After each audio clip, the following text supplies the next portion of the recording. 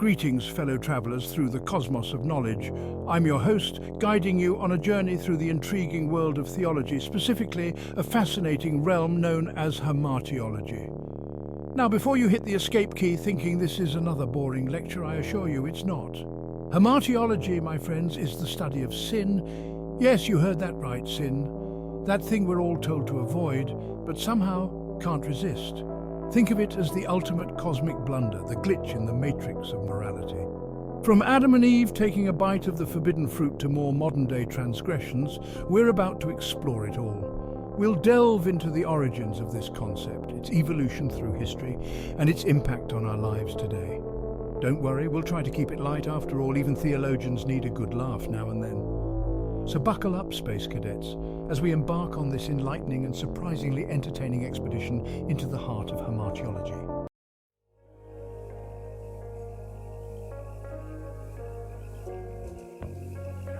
Unpacking the study of our imperfections. In the vast universe of theological studies, Hamartiology might seem like a small, obscure star. But don't let that fool you. This little star packs a punch. It's the study of sin, transgression, and everything in between. Think of it as the cosmic detective investigating the why, how, and what of our less than angelic behavior. Now you might be thinking, sin? Isn't that a bit outdated? Well, whether we call it sin, moral mishaps, or just plain old bad choices, the reality is we all mess up sometimes. Hamartiology isn't about pointing fingers or making anyone feel guilty. Instead, it's about understanding the nature of these missteps and their impact on us, both individually and as a society. It's about asking those tough questions. Where does sin come from? Why do we do things we know we shouldn't? And what happens when we stray from the straight and narrow?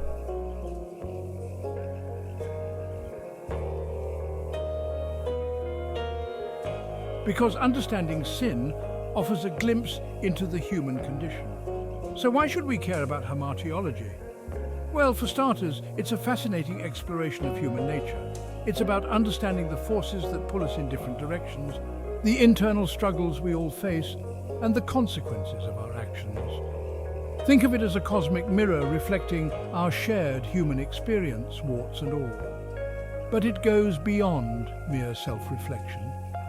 By studying Hamartiology, we gain a deeper understanding of ourselves, our relationships, and the world around us. It helps us grapple with difficult questions about morality, justice, and the human condition. And in a world often grappling with complex ethical dilemmas, this understanding is more crucial than ever. So join me as we journey through the cosmos of Hamartiology, where we'll uncover the surprising, thought-provoking, and yes, even humorous aspects of this often misunderstood field of study. It's a journey that promises to be both enlightening and entertaining, so fasten your seatbelts and get ready to explore.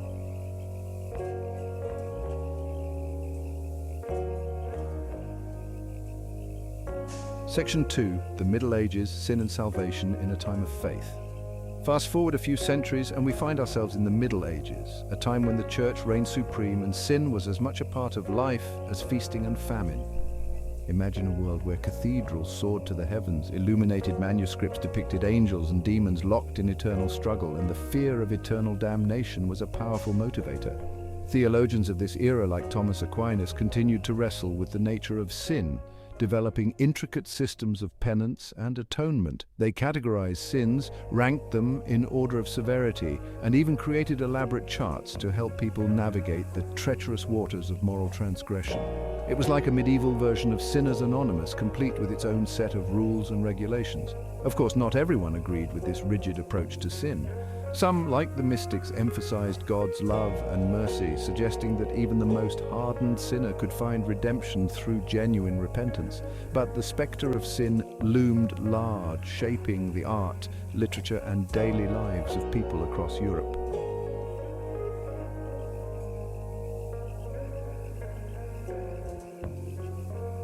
Section 3. The Reformation challenging established notions of sin, then came the Reformation, a period of seismic upheaval that shook the very foundations of the Church. Martin Luther, a rebellious monk with a penchant for nailing things to doors, challenged the Church's authority and its teachings on sin and salvation. Imagine the theological equivalent of a rock concert with Luther as the lead singer. belting out his message of grace alone through faith alone. Luther argued that salvation couldn't be earned through good works or elaborate rituals. Instead, he believed that it was a free gift from God, available to all who placed their trust in Jesus Christ. This radical notion turned the traditional understanding of sin on its head. If salvation wasn't something we earned, then what was the purpose of all this talk about sin and its consequences? The Reformation sparked a firestorm of debate about the nature of sin, grace, and free will. Different Protestant denominations emerged, each with its own take on these complex issues. The theological landscape became a bit like a cosmic jigsaw puzzle, with each piece representing a different perspective on sin and its role in the drama of human existence.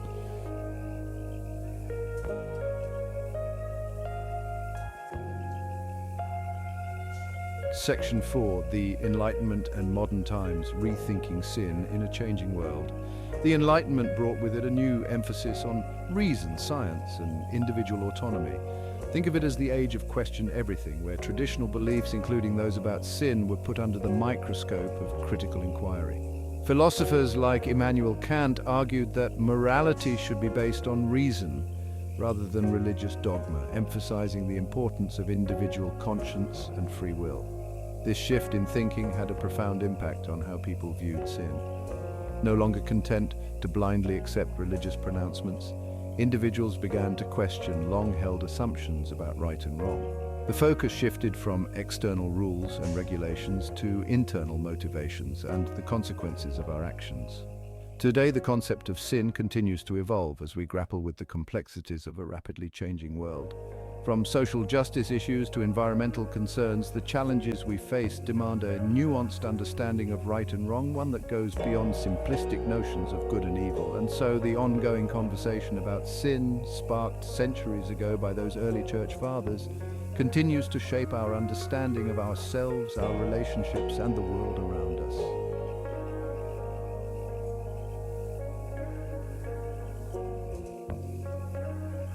In the beginning. Where did sin come from anyway? All right, let's rewind the cosmic clock and journey back to the very beginning, to a time before iPhones, traffic jams, and even bad hair days. Picture, if you will, the Garden of Eden, a paradise of lush vegetation, talking animals, and two humans who hadn't yet discovered the concept of clothing optional Fridays. It was here, in this idyllic setting, that the concept of sin, like a cosmic prank gone wrong, first reared its ugly head. Now, the story of Adam and Eve and that infamous apple is as old as time itself. But like any good story, it's open to interpretation. Some see it as a literal historical event, a cosmic fall from grace that plunged humanity into a state of perpetual sinfulness. Others view it as a metaphor for the human condition, a timeless tale of temptation, choice, and the consequences that follow. Regardless of how you interpret it, the story of the fall raises some fundamental questions about the nature of sin. Was it an act of defiance against God, a deliberate transgression against divine law, or was it simply a case of curiosity getting the better of us? A cosmic oops moment that set in motion a chain reaction of unintended consequences.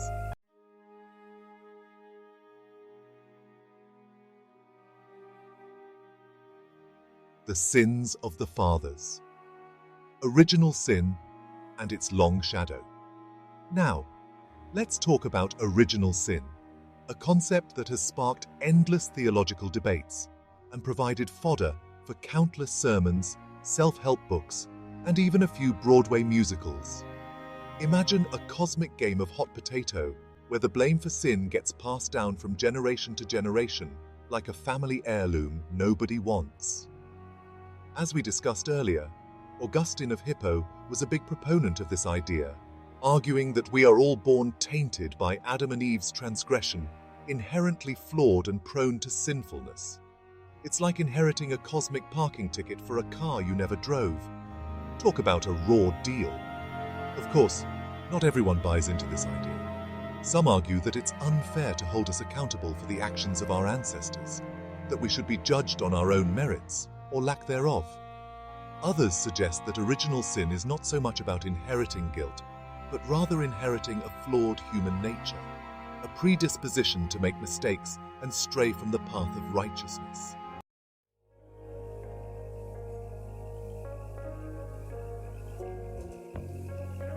The many faces of sin, from venial to deadly and everything in between. Sin, it turns out, is not a one-size-fits-all concept. It comes in a variety of shapes and sizes, from the relatively minor, white lies, jaywalking, forgetting to return a library book, to the truly egregious, murder, theft, using the last of the coffee without making more. Think of it as the cosmic spectrum of bad behavior, with each shade representing a different level of transgression. Medieval theologians, bless their meticulous souls, were particularly fond of categorizing sins, creating elaborate hierarchies of wrongdoing. They even had a list of the 7 deadly sins: pride, envy, wrath, sloth, greed, gluttony, and lust, which, let's be honest, sounds more like a cast of characters from a Quentin Tarantino film than a theological treatise. But beyond these categories, what really constitutes a sin? Is it about breaking specific rules laid down in ancient texts? Or is it more about violating our own internal moral compass, that nagging voice inside that tells us when we've crossed the line? And what about those grey areas, those ethically ambiguous situations where the line between right and wrong gets a little blurry?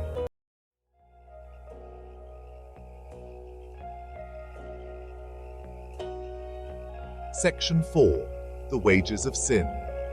Exploring the consequences of our actions. Now, for the million-dollar question. What happens when we sin? Do we get struck by lightning, banished to a fiery underworld, or forced to endure an eternity of listening to elevator music? The consequences of sin, like sin itself, are a matter of much debate and speculation. Some believe in a literal hell, a place of eternal punishment for those who fail to make the cosmic cut. Others view hell more metaphorically, as a state of separation from God, or a self-inflicted spiritual torment that arises from our own actions. And then there are those who believe in a more forgiving cosmos, where grace and redemption are always within reach, no matter how far we may have strayed. But even if we set aside the afterlife implications, sin has very real consequences in the here and now. Our actions, both good and bad, have a ripple effect, impacting not only ourselves but also those around us. Sin can damage relationships, erode trust, and create a climate of fear, guilt, and shame.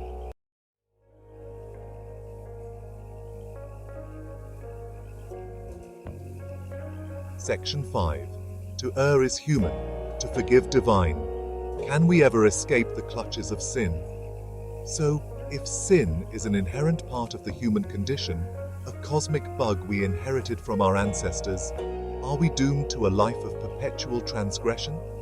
Are we destined to stumble and fall, forever caught in a vicious cycle of sin and repentance? Well, not necessarily. Remember that whole grace and redemption thing we talked about earlier? Here's where it comes in. Most Christian traditions believe in the possibility of forgiveness, a way to break free from the chains of sin and start anew. This forgiveness, they argue, comes through a variety of means, from heartfelt repentance and acts of service to, in some denominations, the acceptance of Jesus Christ as Savior. The concept of forgiveness acknowledges the reality of our humanness, our capacity for both good and evil. It reminds us that even when we mess up, even when we stray from the path of righteousness, there's always a way back. It's a message of hope and second chances, a reminder that even in the vast cosmos of existence, we are not alone in our struggles.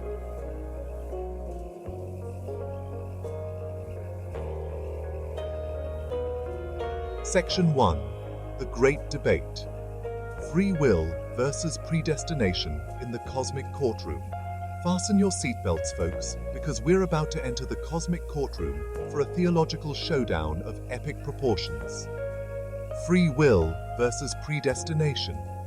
In this corner, we have the proponents of free will, arguing that we humans have the God-given ability to choose our own paths, to sin or not to sin, to order the double chocolate chip cookie or opt for the fruit salad.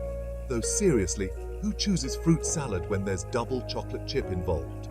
And in the opposite corner, we have the advocates of predestination, who believe that our destinies, including our sinful inclinations, are preordained by a higher power. Imagine a cosmic game of cosmic billiards, where we're the balls, and a divine hand has already set the course, leaving us with the illusion, but not the reality, of choice. This debate has raged for centuries, with theologians and philosophers lining up on both sides, armed with complex arguments and scriptures to support their claims. It's a head-scratcher, to be sure, raising questions about the nature of God, human agency, and the very essence of what it means to be responsible for our actions.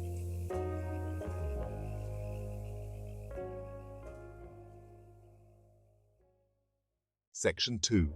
The problem of evil. If God is all good, why is there so much sin in the world? Now, let's tackle a real cosmic conundrum, the problem of evil. If God is all-powerful, all-knowing, and all-good, as many believe, then why does sin exist in the first place? Why do bad things happen to good people? Why are we constantly bombarded with temptations to stray from the path of righteousness, like cosmic pop-up ads for questionable life choices? This question, my friends, has plagued theologians and philosophers for millennia.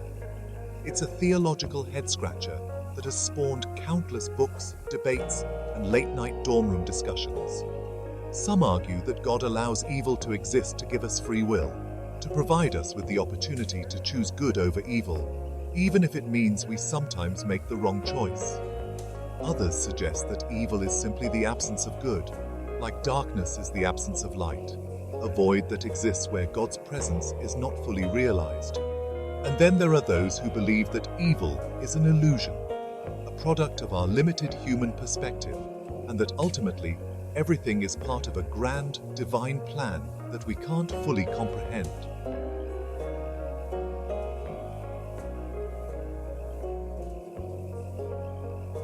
Section 3. Different strokes for different folks. Varying Christian perspectives on sin and salvation. Now, let's journey through the diverse landscape of Christian thought, where we'll encounter a variety of perspectives on sin and salvation. Just as there are countless stars in the cosmos, so too are there numerous interpretations of these fundamental theological concepts. Catholicism, with its emphasis on tradition and sacraments, views sin as an offense against God that requires confession, penance, and ultimately God's forgiveness. Protestantism, born out of the Reformation, emphasizes the role of grace and faith in salvation, arguing that we are saved not by our own merit, but by God's unconditional love. And then there are the more mystical traditions, which focus on the transformative power of divine love to heal the wounds of sin and lead us to a state of spiritual wholeness. Each tradition offers its own unique lens through which to view these complex issues, highlighting different aspects of the human experience and our relationship with the divine. And while there may be differences in emphasis and interpretation, at the heart of each tradition lies a shared belief in the reality of sin, the need for redemption, and the possibility of transformation.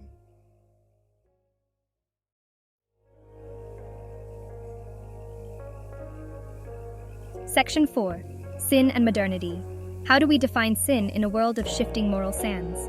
In today's rapidly changing world, where social norms are in constant flux and technology is reshaping our lives at warp speed, the concept of sin can seem a bit like an outdated map in a world of GPS navigation. What was once considered a major moral transgression may now be seen as a lifestyle choice, and vice versa. The sexual revolution, the rise of individualism, and the growing awareness of social justice issues have all challenged traditional notions of right and wrong. We're grappling with ethical dilemmas that our ancestors couldn't have imagined, from climate change and genetic engineering to artificial intelligence and the ethics of virtual reality. So how do we define sin in this brave new world? Is it about adhering to a fixed set of rules, handed down from on high? Or is it more about living in accordance with our values, aligning our actions with our deepest understanding of what it means to be human, even as that understanding continues to evolve?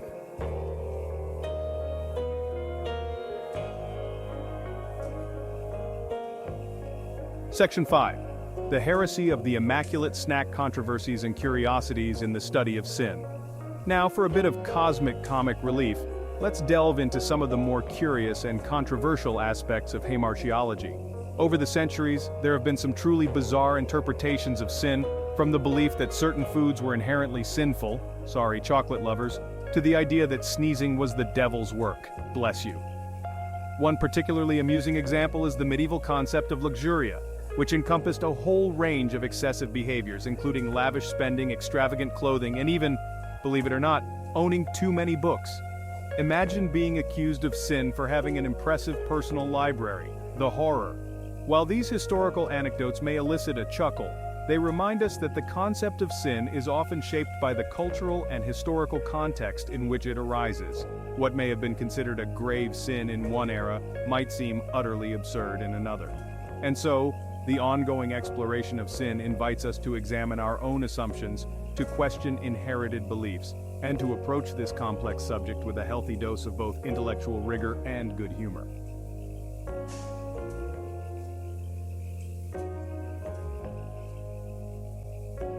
Section 1. The digital age of sin, social media shaming, and the quest for online virtue.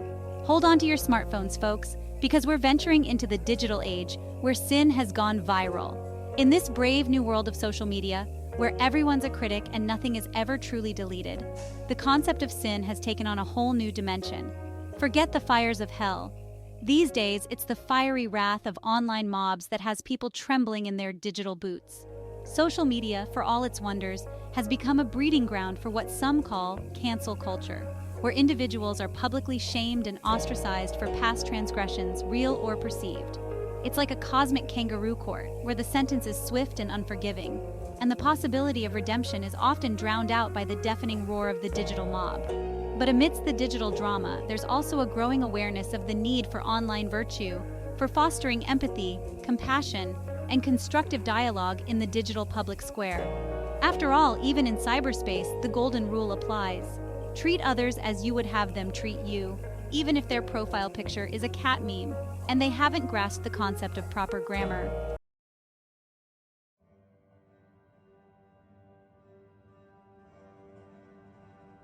Section 2. The sins of our systems, confronting systemic injustice and social sin. Now let's shift our focus from individual transgressions to the broader societal structures that perpetuate injustice and suffering.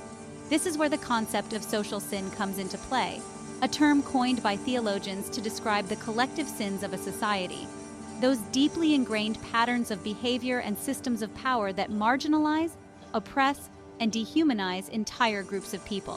Think of it this way: if individual sins are like cracks in the sidewalk, then social sins are the fault lines running beneath our communities, those deep fissures that can lead to earthquakes of injustice and upheaval. From systemic racism and economic inequality to environmental degradation and the refugee crisis, these complex issues challenge us to confront the ways in which our actions or inaction contribute to the suffering of others. Confronting social sin requires more than just individual acts of charity or good intentions. It demands a fundamental re-examination of our societal structures, a willingness to challenge the status quo, and a commitment to creating a more just and equitable world for all. It's about recognizing that we're all interconnected, part of a vast and intricate web of life, and that the well-being of each of us is inextricably linked to the well-being of all.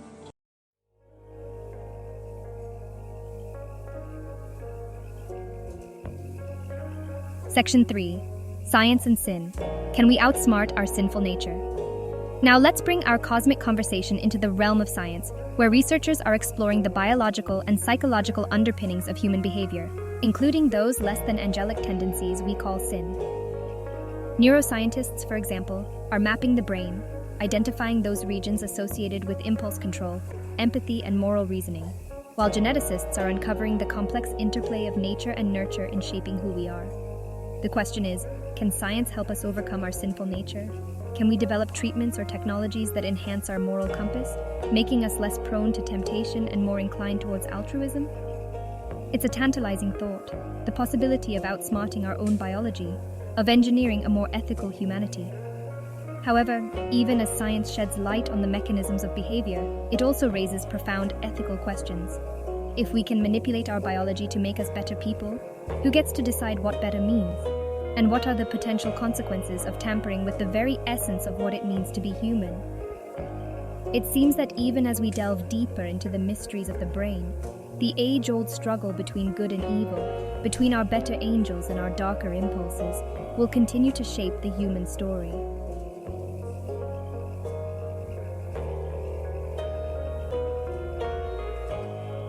Section 4.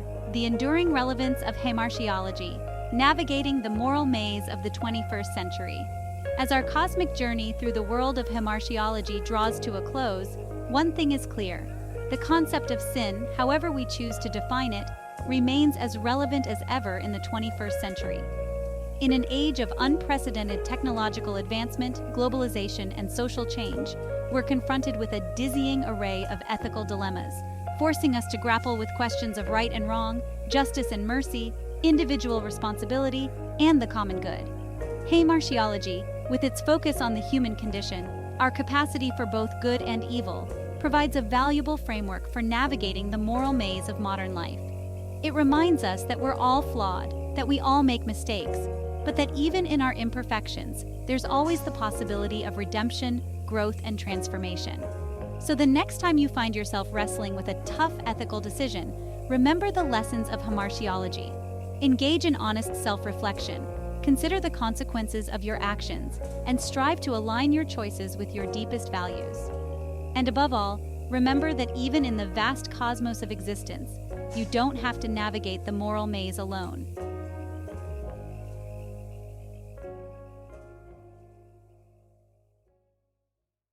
Section 1. The personal impact. Mirror. Mirror on the wall. Who's the sinful est of them all? Let's get up close and personal for a moment, shall we? Because understanding hamartiology isn't just about deciphering ancient texts or debating theological nuances. It's about looking inward, into the mirror of our own souls. It's about acknowledging that we, my friends, are works in progress. A delightful mix of saintly aspirations and, well, let's call them opportunities for growth. You see, hamartiology, when stripped of its theological jargon, is really about self-awareness. It's about recognizing those patterns of behavior, those recurring temptations, those little white lies we tell ourselves and others that keep us from becoming the best versions of ourselves. Think of it as a cosmic self-help guide, minus the cheesy affirmations and overpriced seminars. But here's the good news. Recognizing our shortcomings, our capacity for both good and evil, is the first step toward growth and transformation. It allows us to extend grace to ourselves, to acknowledge that we're all on a journey, and that even the most epic of moral mishaps don't have to define us.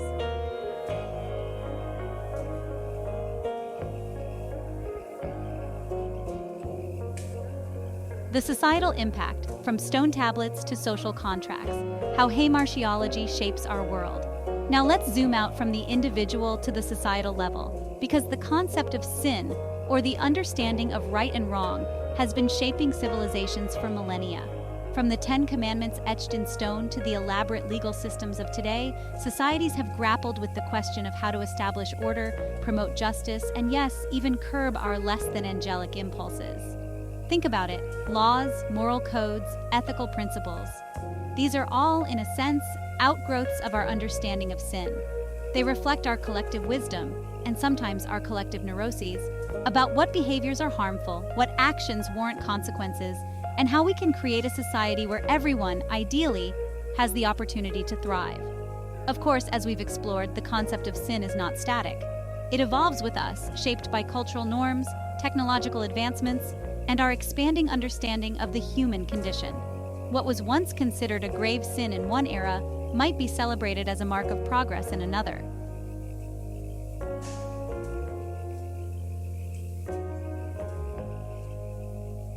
The ongoing journey, embracing the paradox of sin and grace in the cosmic dance. So here we are, my fellow travelers, at the intersection of sin and grace, of human fallibility and divine possibility. It's a paradox, to be sure, this dance between our darker impulses and our highest aspirations. We stumble, we fall, we make choices we regret, and yet, amidst the messiness of it all, there's a glimmer of hope, a reminder that we're not alone in this cosmic dance. You see, Hamartiology at its core is a study in contrasts.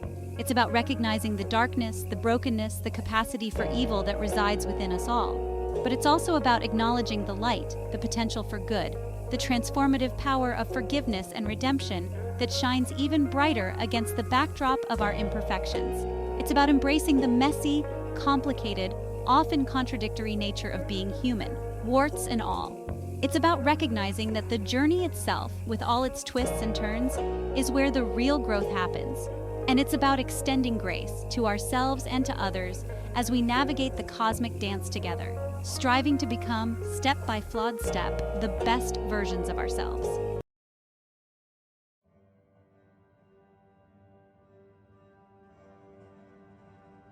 The enduring ripple. Why hamartiology still matters in a universe of endless possibilities. As we conclude our cosmic exploration of hamartiology, you might be wondering, why does all this talk about sin matter, especially in a universe brimming with stars, galaxies, and endless possibilities? It's a valid question, my friends, and one worth pondering as we navigate the complexities of the 21st century. You see, hamartiology, at its core, isn't about imposing guilt or dwelling in despair. It's about understanding the human condition, those inherent flaws and contradictions that make us who we are. It's about acknowledging our capacity for both great love and profound darkness, for acts of selfless kindness and moments of utter selfishness.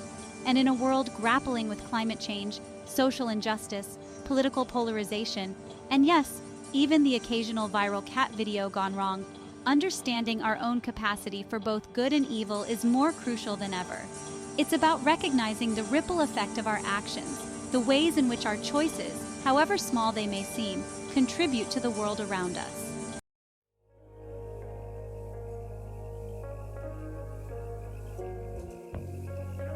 Keep exploring. The journey continues, one cosmic question at a time. So, as you step out of this cosmic classroom and back into the grand tapestry of life, remember this: the exploration of hamartiology doesn't end here. It's an ongoing journey, a lifelong pursuit of understanding ourselves, our relationships, and the moral fabric of the universe. Keep asking those tough questions, even if the answers seem elusive. Keep wrestling with those ethical dilemmas, even if the lines between right and wrong get a little blurry. Keep extending grace to yourself and to others, because in a cosmos of infinite possibilities, compassion and understanding are the most powerful forces we possess. And who knows? Perhaps, just perhaps, by delving into the depths of our own imperfections, by confronting the shadows that lurk within us all, we might just discover the key to unlocking a brighter, more compassionate, and infinitely more interesting future. Until next time, keep exploring, keep questioning, and keep reaching for the stars, even if you trip over a cosmic dust bunny or two along the way.